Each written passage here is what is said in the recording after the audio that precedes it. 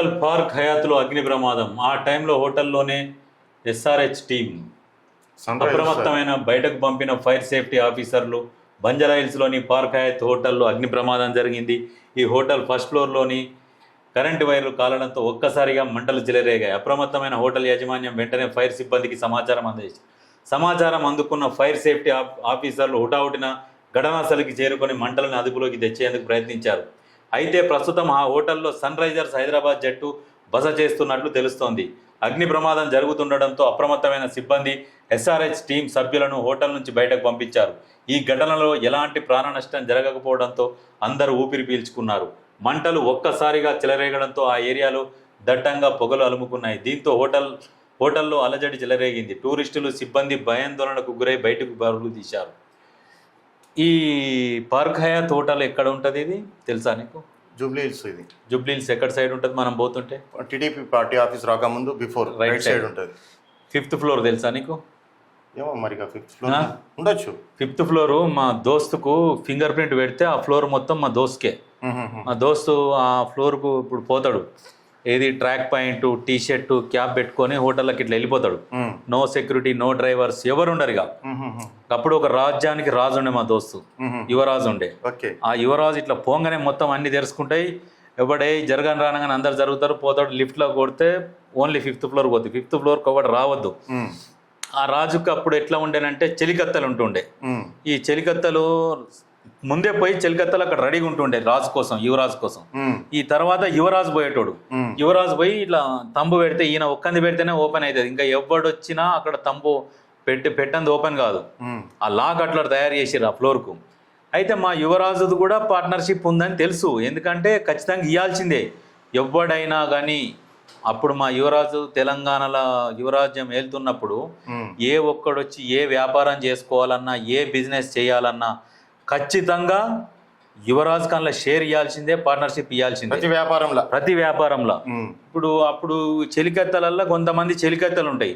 ఆ చెలికత్తలలో కూడా చాలా మందికి జిమ్ములు, హోటళ్ళు, వాళ్ళకు సపరేట్గా. ఇప్పుడు మాదేం పోతుంది? మా దోస్తుది పోదు, మాది పోదు. రాజ్యంలో ప్రజల సొమ్ము ట్యాక్సులు కట్టిస్తున్నాము, వసూలు చేస్తున్నాము, మేము బంచ్గా తింటున్నాం. మొత్తం ఉన్న కాడికి అధికారంలో నడిపించేసినాం. ఆ రకమైన హోటల్ అన్నట్టు ఇది నాకు ఎందుకు అంటే, ఈ ఇష్యూ తెలిసిన కానుంచి ఎప్పుడు ఆడంగపోయినా కానీ, ఎప్పుడు ఆడంగపోయినా కానీ ఈ హోటల్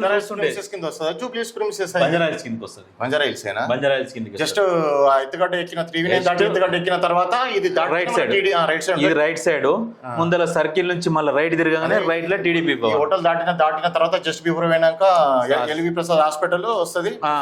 కేబీఆర్ చౌరస్తా నుంచి రైట్ తిరిగినాక టీడీపీ. అయితే ఇది చూసినప్పుడల్లా ప్రతిసారి మా దోస్తు గుర్తుకొస్తాడు. నవ్వుకుంటూ వెళ్ళిపోతా హ్యాపీగా. మా వాడు చాలా అదృష్టవంతుడు, అమ్మ ఎట్టా రాజ్యం వెళ్ళిండు. లేడు లేక ఇప్పుడు మొత్తం రాజ్యాన్ని వేరే వాళ్ళు దోసుకుర్రు అంటున్నా. వేరే వాళ్ళు రాజ్యాధికారంలోకి వచ్చిర్రు, ఈ రాజులు పడిపోయారు. ఇంకా వేరే రాజు వచ్చిండు. వేరే రాజు ఏం చేస్తుందంటే, ఆ రాజు ప్రజల రాజు. ఇక ఆ రాజు ప్రజలలో కూర్చొని తింటాడు, ప్రజల వెంబడే తిరుగుతాడు ఆ రాజు. ఈ రాజు అట్లా కాదు. ఈ రాజు ఎన్నో కూర్చుంటాడు, అన్ని రిమోట్ ద్వారా పని చేపిస్తుంటాడు అంటే ఆ రాజు. మా దోస్తు మీ రాజుకి కిరీటం లేదు. ఇప్పుడు మా రాజు కిరీటం లేదు. బాలీవుడ్ నటుడు సల్మాన్ ఖాన్ కు మరో బెదిరింపులు వచ్చాయి. కారులో బాంబులు పెట్టి చంపుతామంటూ అగంతకుడు సందేశం పంపాడు.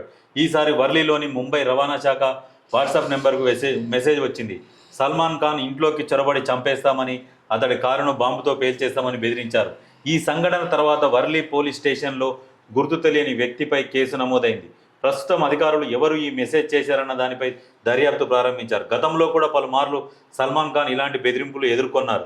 ముఖ్యంగా లారెన్స్ బిష్నాయ్ గ్యాంగ్ సల్మాన్ ఖాన్ని హతమార్చేందుకు పలు సందర్భాల్లో రెక్కి కూడా నిర్వహించింది. దీంతో ఆయనకు ప్రాణహాని ఉండడంతో ప్రభుత్వం ఆయన సెక్యూరిటీని కూడా పెంచింది. కొన్నేళ్లుగా సల్మాన్ ఖాన్ను చంపేస్తామని లారెన్స్ బిష్నాయ్ గ్యాంగ్ ప్రత్యక్షంగా పరోక్షంగా బెదిరింపులకు పాల్పడుతున్న విషయం తెలిసిందే. కృష్ణ జింకలను వేటాడిన కేసు నేపథ్యంలో పలుమార్లు బిష్నాయ్ గ్యాంగ్ నుంచి ఖాన్కు బెదిరింపులు ఎదురయ్యాయి. ఈ క్రమంలోనే సల్మాన్ ఖాన్ స్నేహితుడు ఎన్సీపీ నేత బాబా సిద్దికీ గతంలో హత్యకు గురయ్యారు.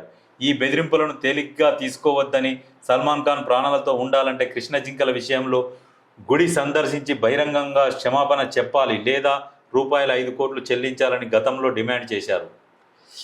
ఈ బెదిరించారు అంటే మరి ఇప్పుడు కొన్ని గ్యాంగ్లు ఏం చేస్తాయి, చేస్తాయి. కొంతమంది ఇప్పుడు అదే సందుల సదును సడేమియా అన్నట్టు కొంతమంది ఏం చేస్తారంటే ఊకనే ఇక బెదిరిద్దాం, మనం కూడా గాలి దెబ్బేద్దాం అన్నట్టు కూడా ఉంటారు కొంతమంది జనాలు.